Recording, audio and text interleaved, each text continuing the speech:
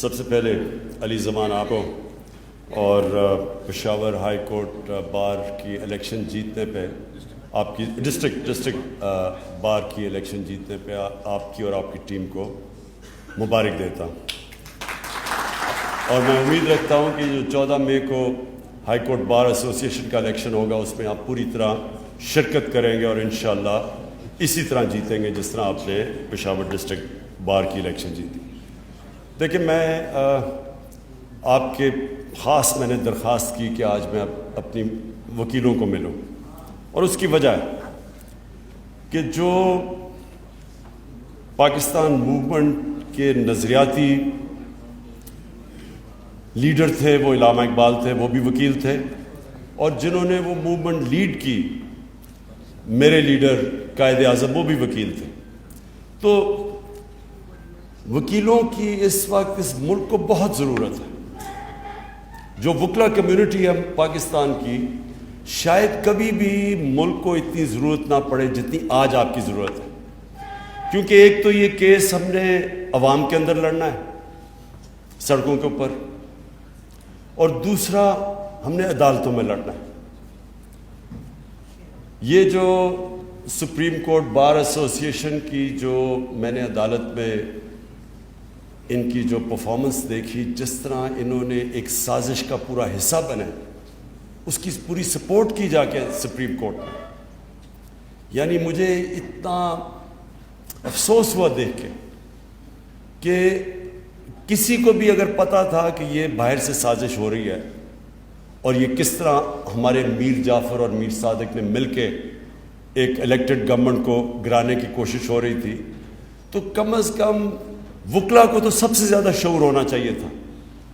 لیکن supreme court bar ایسوسی ایشن کی جو عدالت میں کھڑے ہو کے، وہ تو اس طرح تھا کہ وہ نون لیگ کا کوئی ایک حصہ ہے، عہدیدار ہے، اور بڑی مجھے افسوس ہوا کہ جن لوگوں کو شعور ہے وہ بھی اس سازش کا حصہ بن گئے، کیونکہ یہ جو مراسلہ تھا یا جو سائفر تھا جس کے اوپر یہ سارا سازش سامنے آئی، جو باہر کے ان کا جو انڈر سیکرٹری تھا اور ہمارے ایمبیسڈر کے بیچ میں جو گفتگو تھی، تو وہ تو ہم نے جب ایک دفعہ منظر عام پہ لے آئے تو سب کو پتہ چل جا رہا تھا کہ یہ رجیم چینج باہر سے کیا جا رہا ہے، اور اندر سے یہ ملے ہوئے تھے ان کے ساتھ۔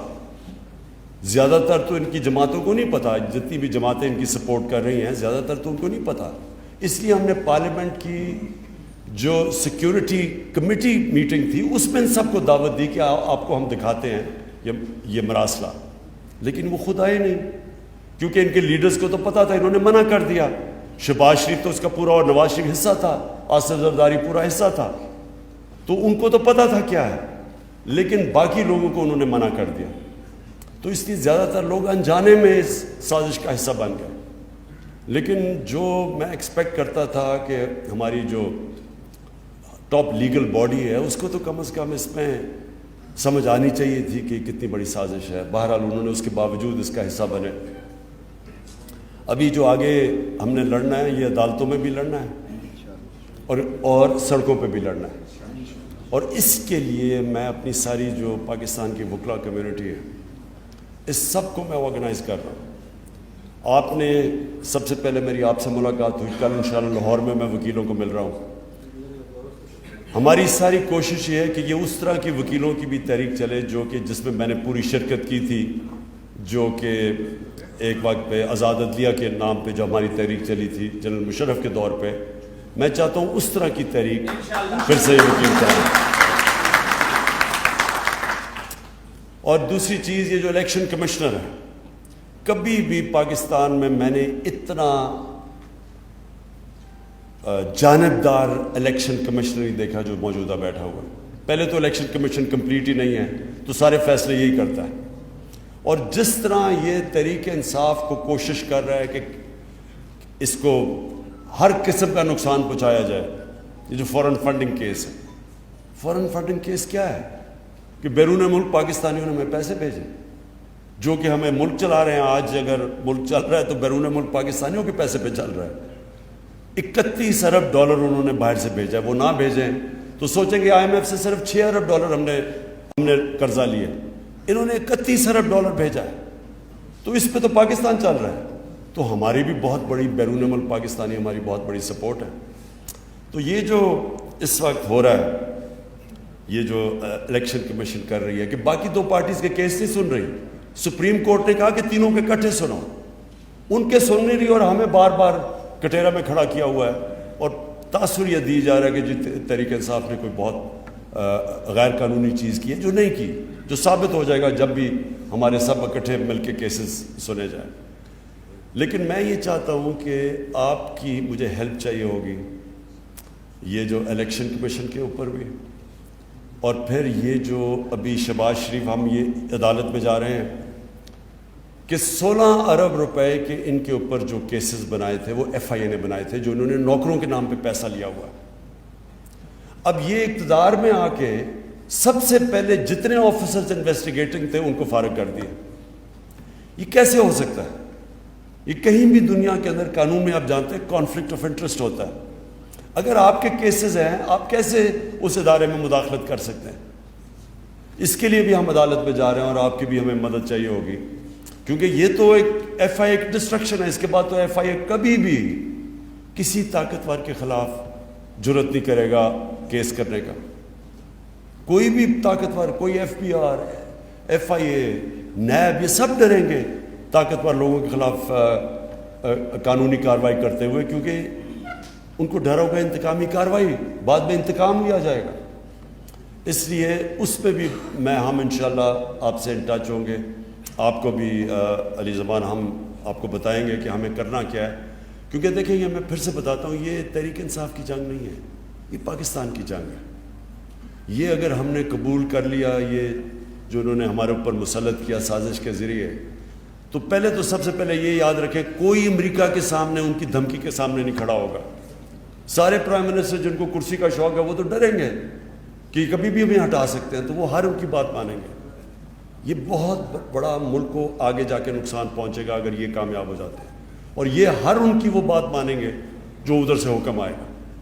اب یہ جو امریکہ کی جنگ میں ہم نے جب شرکت کی تو کیا ہوا تھا؟ مشرف کو دھمکی آئی تھی باہر سے, اس نے ایک دھمکی دی کہ ہم تمہیں انگریزی میں we will bomb you into stone age, ان کا ایک رچرڈ آرمسٹیج تھا, اس نے ایک دھمکی دی, ہم ان کی جنگ میں چلے گئے جس میں ہمارا لینا دینا کوئی نہیں تھا. 80,000 پاکستانی اس میں جانے کھو بیٹھے, سارا قبائلی علاقہ ہمارا تباہ ہو گیا.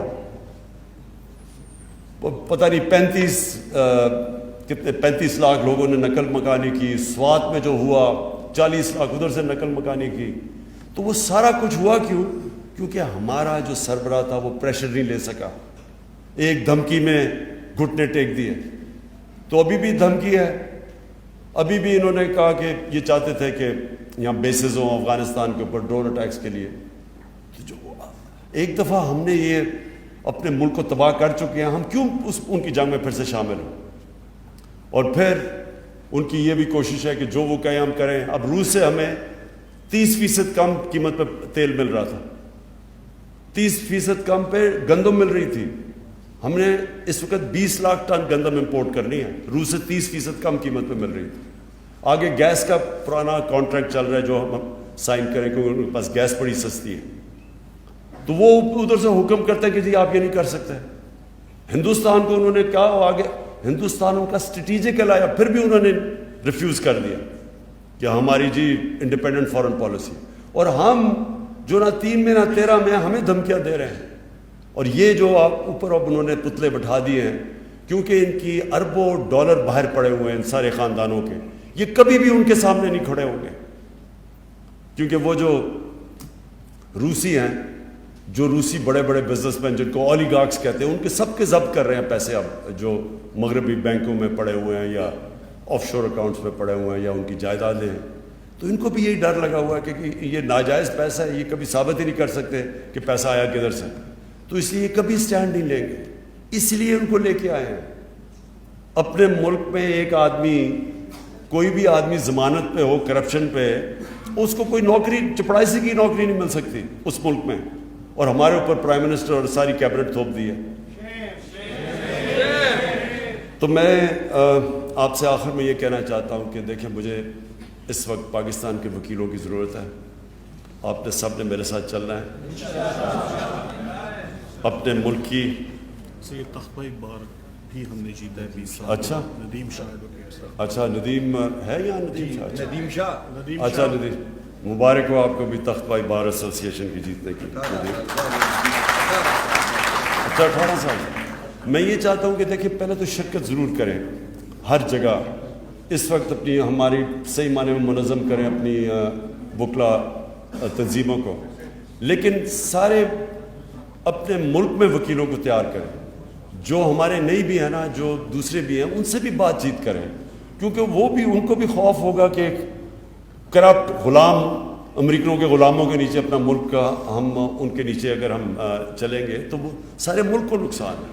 تو اس لیے میں نے کہا تھا محمود خان کو اور شاہ فرمان کو کہ ضرور میری آج وکلا سے میٹنگ کروائیں, اور ہم تاکہ آگے یہ جو آنے والی تحریک چل رہی ہے اس میں آپ پوری طرح شرکت کریں, اور اسی طرح کی شرکت جس طرح آپ نے وہ بہت بڑی وکلا تحریک پہ کی تھی جو آزاد عدلیہ کے لیے تھی.